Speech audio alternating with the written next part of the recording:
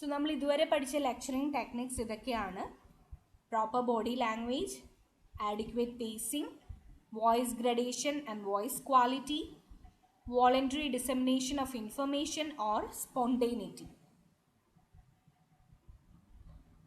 ഇനി അടുത്ത നമ്മളുടെ ലെക്ചറിങ് ടെക്നിക്കാണ് കൺട്രോൾ അനോയിങ് മാനറിസം. സോ പല ആൾക്കാർക്കും വളരെ അൺകോൺഷ്യസ് ആയിട്ട് വരുന്ന ഒരു കാര്യമാണ് മാനറിസംസ്. അത് പലപ്പോഴും നമ്മൾക്ക് തന്നെ കൺട്രോൾ ചെയ്യാൻ പറ്റാത്തൊരു കാര്യമാണ് അല്ലേ. മാനറിസംസ് എല്ലാവർക്കും ഉള്ള കാര്യമാണ്. ലൈക്ക് ചില ആൾക്കാർ സംസാരിക്കുമ്പോൾ ചില വാക്കുകൾ ഭയങ്കര ഫ്രീക്വൻ്റ് ആയിട്ട് ഉപയോഗിക്കും. ഫോർ എക്സാമ്പിൾ ഇങ്ങനെ ആൻഡ് അല്ലെങ്കിൽ സോ അതൊക്കെ നമ്മൾ വളരെ അൺകോൺഷ്യസ് ആയിട്ട് പറയുന്നതാണ്. അപ്പോൾ ക്ലാസ്സിൽ കുട്ടികൾ എന്താ ചെയ്യാന്ന് വെച്ചിട്ടുണ്ടെങ്കിൽ എത്ര പ്രാവശ്യം ടീച്ചർ ഇന്ന് ആൻഡ് പറഞ്ഞു എന്ന് നോക്കാം. ഞങ്ങളൊക്കെ ചെയ്തിട്ടുള്ള കാര്യം, നമ്മളൊക്കെ ചെയ്യുന്ന കാര്യമാണ്. നമ്മൾ എണ്ണി വെക്കും, ഇന്ന് 50 പ്രാവശ്യമാണ് ടീച്ചർ പറഞ്ഞത് ആൻഡ് അല്ലേ. നിങ്ങളും ചെയ്തിട്ടുണ്ടാവും. So that is one kind of verbal mannerism. ഇനി ചില ആൾക്കാരുണ്ട് ഇങ്ങനെ ഇടയ്ക്കിടയ്ക്ക് സാരിയുടെ തുമ്പ് ഒന്ന് പിടിച്ചിട്ട് നോക്കുക, അല്ലെങ്കിൽ തലയിലൊന്ന് കൈ ഓടിക്കുക, അല്ലെങ്കിൽ എന്താ നമ്മളുടെ ഷർട്ടിൻ്റെ കോളറൊക്കെ ഒന്ന് നേരെയാക്കുക. So such mannerisms. അപ്പോൾ അത് ഫ്രീക്വൻ്റ് ആയിട്ടൊരു ക്ലാസ്സിൽ റിപ്പീറ്റ് ചെയ്യുമ്പോൾ നമ്മൾ പഠിപ്പിക്കുന്ന കണ്ടൻറ്റിനേക്കാളും കൂടുതൽ കുട്ടികൾ ഈ മാനറിസത്തിനെ മാത്രമായിരിക്കും ശ്രദ്ധിക്കുക. സോ നിങ്ങൾ പ്രാക്ടീസ് ടീച്ചിങ് എടുക്കുന്ന സമയത്ത് മാനറിസംസ് അവിടെ നമ്മൾ ഇവാലുവേഷൻ ക്രൈറ്റീരിയയിലൊരു കാര്യമാണ്. അപ്പോൾ ഈ മാനറിസം കഴിവതും ഒഴിവാക്കാനായിട്ട് ശ്രദ്ധിക്കുക. സോ മാനറിസം നമ്മൾ അറിയാതെ ചെയ്യുന്ന കാര്യമാണെന്ന് പറഞ്ഞു അല്ലേ. അപ്പോൾ നമുക്ക് എങ്ങനെയാണ് മനസ്സിലാക്കാൻ പറ്റുക? നമ്മൾ ക്ലാസ്സിന് പ്രിപ്പയർ ചെയ്യുമ്പോൾ ഒരു കണ്ണാടിയുടെ ഫ്രണ്ടിൽ നിന്നും അത് പ്രാക്ടീസ് ചെയ്തിട്ടുണ്ടെങ്കിൽ, അപ്പോൾ നമ്മൾ കണ്ടുകൊണ്ടാണ് ചെയ്യുന്നത് ക്ലാസ്സിൽ എന്തൊക്കെയാണ് ചെയ്യുന്നതെന്ന് അല്ലേ. അപ്പോൾ നമ്മൾക്ക് കുറേ കാര്യങ്ങൾ അവിടെ ഐഡൻറ്റിഫൈ ചെയ്യാനായിട്ടും കോൺഷ്യസ് ആയിട്ട് കൺട്രോൾ ചെയ്യാനായിട്ടും പറ്റും. പിന്നെ നമ്മളുടെ പിയർ ഗ്രൂപ്പ്, കൂട്ടുകാരെ പിടിച്ചിരുത്തുകയാണ്, ഞാനൊന്ന് എടുത്ത് കാണിക്കാം, എന്താണ് എൻ്റെ ഫോൾട്ട് എന്നൊന്ന് പറഞ്ഞു തരിക, അല്ലെങ്കിൽ പിയർ ടീച്ചേഴ്സ് ആവാം. So they can identify such mannerisms, അത് തിരുത്താനായിട്ട് പറ്റും. അല്ലെങ്കിൽ ചെയ്യാൻ പറ്റുന്ന കാര്യം, ഒരു ടീച്ചറും സ്റ്റുഡൻസും തമ്മിൽ നല്ല റിലേഷൻ ഉണ്ടെങ്കിൽ സ്റ്റുഡൻസിനോടൊന്ന് ചോദിക്കുക, എൻ്റെ ക്ലാസ്സിൽ ഞാൻ എന്തെങ്കിലും മാനറിസംസ് ഒക്കെ കാണിക്കുന്നുണ്ടെങ്കിൽ ഒന്ന് പറഞ്ഞു തരാനായിട്ട്. So that she can correct there also. So we were discussing about the control of annoying mannerisms. Annoying mannerisms might be distracting to the students. So always practice in front of the mirror, record the lecture and then listen to it. Obtain feedback from students and peer teachers, and these are some of the measures in order to identify and prevent the occurrence of annoying mannerisms. ഇതുവരെ നമ്മൾ പഠിച്ച lecturing techniques control annoying mannerism, proper body language, adequate pacing, voice gradation and voice quality, as well as voluntary dissemination of information or spontaneity. ഇനി അടുത്തതാണ് judicious use of ഏവിയേറ്റ്സ്. So ഏവിയേറ്റ്സിൻ്റെ കാര്യം വരുമ്പോൾ എല്ലാവരും ഭയങ്കര പുറകോട്ടാണ്, മടിയാണ് ബേസിക് തിങ്.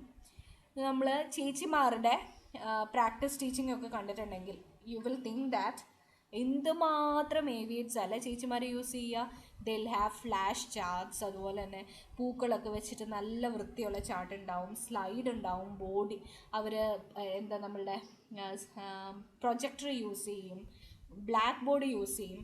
പക്ഷെ ഒരു ക്ലാസ്സിലേക്ക് ഒരു ടീച്ചർ വരുമ്പോൾ ഇതിന് പകുതി ഉണ്ടാവില്ല അല്ലേ.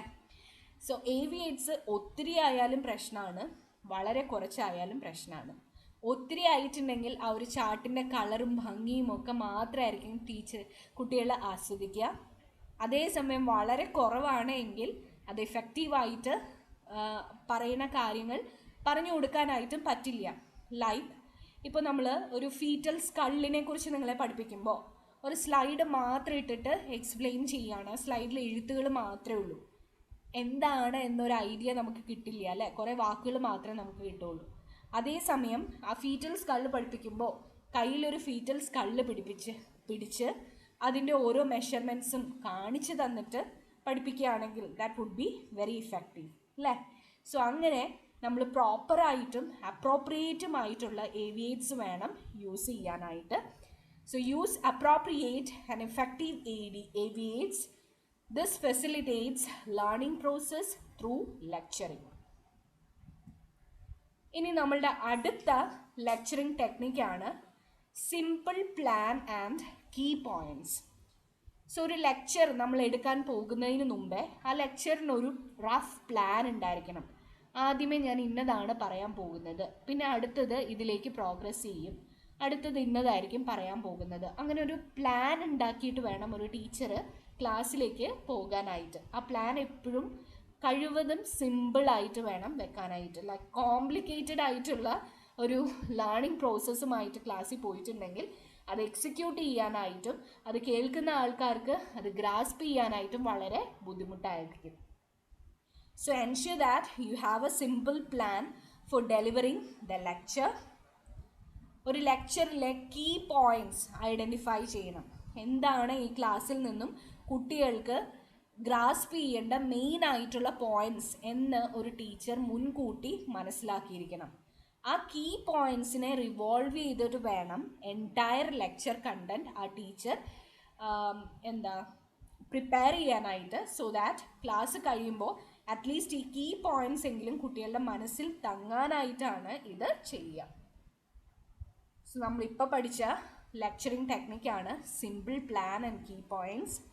So a teacher should have a simple plan for delivering the lecture. The key points should be identified and the whole lecture should be centered around it.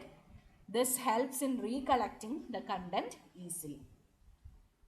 നമ്മൾ ഇതുവരെ പഠിച്ച ലെക്ചറിങ് ടെക്നിക്സ് ഇതൊക്കെയാണ്.